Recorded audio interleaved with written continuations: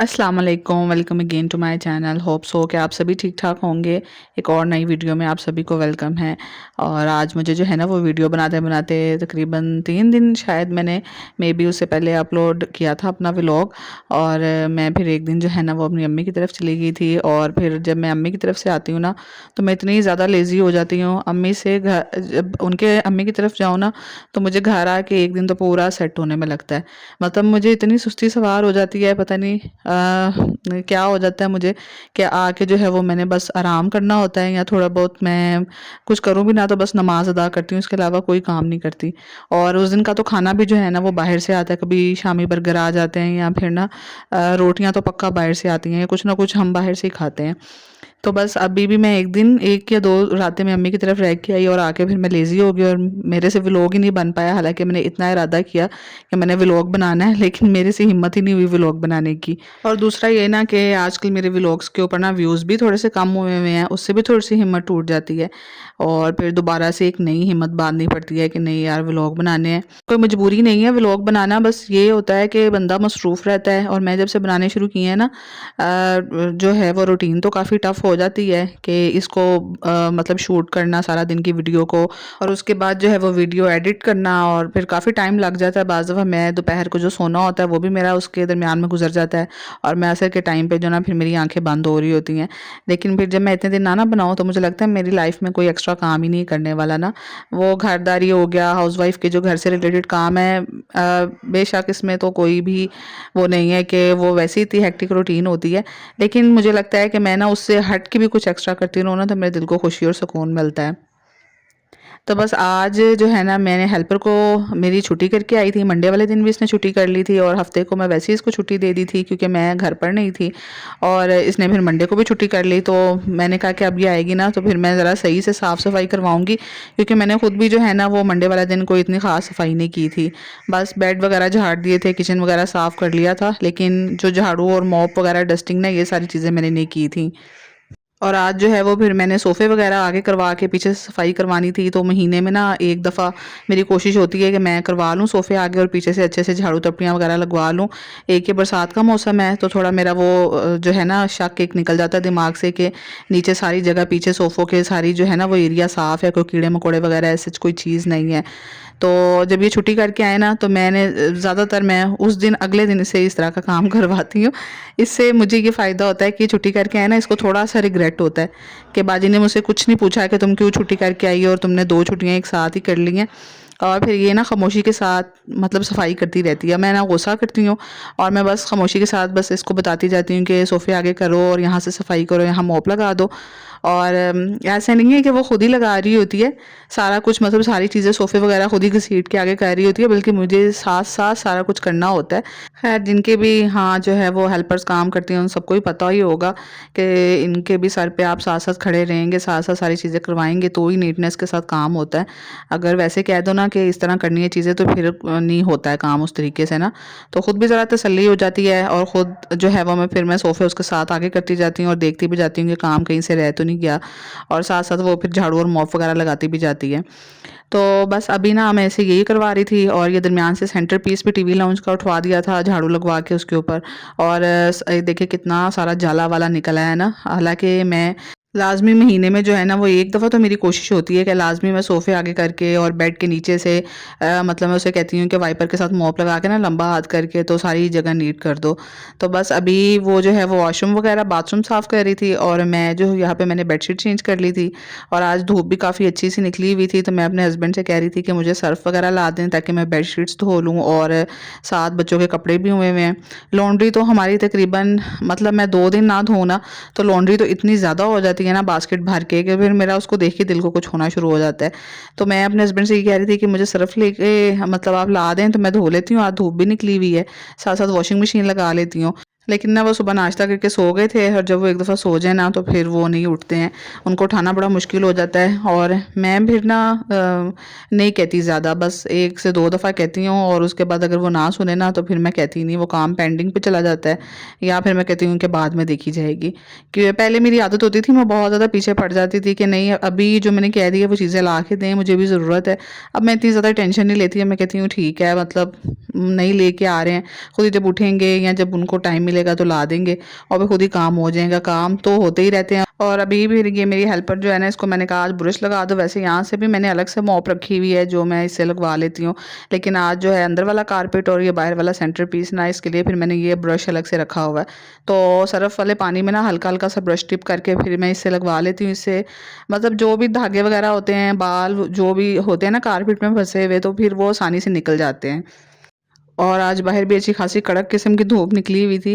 और अभी कल और परसों आई थिंक बारिश ही होती रही हमारे यहाँ पे, लेकिन जब धूप निकलती है ना तो काफ़ी तेज़ निकलती है। क्योंकि अभी आपको पता है सितंबर का महीना जो होता है ना, वो अच्छी खासी गर्मी का होता है। सितंबर में भी जो है ना वो हब्स लगते हैं, लेकिन आजकल थोड़ा मौसम ठीक है तो हब्स में थोड़ी कमी आई हुई है। लेकिन वैसे सितंबर के महीने में भी अच्छी खासी गर्मी होती है लाहौर में। तो लेकिन अब बारिशों की वजह से थोड़ा बहुत फ़र्क पड़ गया है। तो बस यहाँ मैं बाहर आई थी और जो है ना साथ में ये फ़र्श धुलवा रही थी। पीछे से ये भी 2 दिन का वॉश होने वाला था, क्योंकि अंदर से तो मैं ना अक्सर सफाई कर लेती हूँ। अगर ये ना भी आए ना तो अंदर मैं झाड़ू या मॉप वगैरह भी खड़े खड़े लगा लेती हूँ। लेकिन बाहर से जो है फिर मेरी हिम्मत नहीं होती कि सारा गैराज धोऊँ बाहर से। मतलब इतना बड़ा एरिया बन जाता है ना, तो बस मेरी हिम्मत जवाब दे जाती है। तो क्योंकि खाना भी बनाना होता है 3 टाइम का, वीडियो एडिटिंग, फिर बच्चों को भी देखना, सारी चीज़ें, तो फिर मैं बाहर से नहीं कर पाती सफाई। तो बस ये सफाई करके गई है और मैंने कहा कि ना इससे पहले मैं नहा धो के फ्रेश होकर ज़ोहर की नमाज़ पढ़ूँ। तो उससे पहले ना मैं खाना बना लेती हूँ, क्योंकि खाना वाना बना लो ना फिर थोड़ा-सा बंदा ज़हनी तौर पे पुरसुकून होता है कि बच्चे आएँगे ना तो खाना और रोटियाँ बनी होंगी। और नमाज़ भी पढ़ी हो ना ज़ोहर की, क्योंकि बच्चे 2:15 आ जाते हैं मेरे।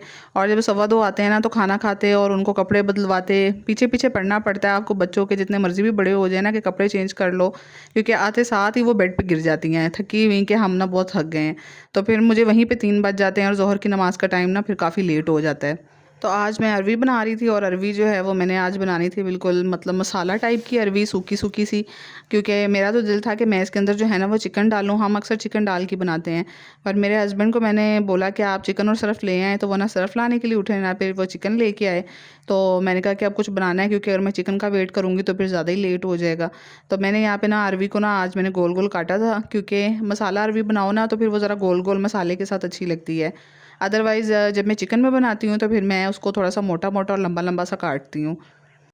और आज ना मुझे वीडियो में वॉइस ओवर करते हुए ना इतने मतलब साँस चढ़ रहा था, क्योंकि दरमियान में उठ के कभी कोई काम, कभी दरवाज़ा खोलना, सारी रिस्पॉन्सिबिलिटी मेरी होती है। और फिर मुझे वॉइस ओवर करते हुए ना कभी इधर भागना पड़ता है, कभी उधर, और फिर मुझे अक्सर वॉइस ओवर करते हुए ना साँस फूल रहा होता है। तो यहाँ पे मैंने बस अरवी जो है ना उसको तो फ्राई करके निकाल लिया था। अरवी फ्राई करो ना तो उसकी लेस ख़त्म हो जाती है और बड़ी अच्छी सी मज़े की बनती है। तो प्याज हल्का सा मैंने मतलब ब्राउन किया था, लाइट से ब्राउन किया था और उसमें लहसुन अदरक का पेस्ट डाल दिया था। और यहाँ ना मैं टमाटर कट कर रही थी, तो टमाटर मैंने 2 लिए थे, थोड़े से बड़े साइज़ के। क्योंकि टमाटर थोड़े से ज़्यादा डालो ना, ये खाली अगर मसाला अरवी टाइप का बनाना है तो फिर थोड़ा मसाला ज़रा ज़्यादा बन जाता है, क्योंकि मसाला मसाला हो ना तो फिर ही वो मज़ा आता है रोटी के साथ लगा के खाने का। अदरवाइज़ हाँ, बिल्कुल जो सूखी सी हो जाती है ना अरवी, वो तो फिर मुझे बिल्कुल पसंद नहीं है। तो यहाँ पे मसाला जो है वो भुन गया था और बस इसके अंदर मैं अरवी डालूँगी। तो अरवी डाल के बस ये मैंने कटी हुई थी, मतलब बारीक-बारीक काटी हुई थी मैंने, और मैंने ज़्यादा मोटी नहीं काटी थी कि ज़रा जल्दी-जल्दी हो जाए।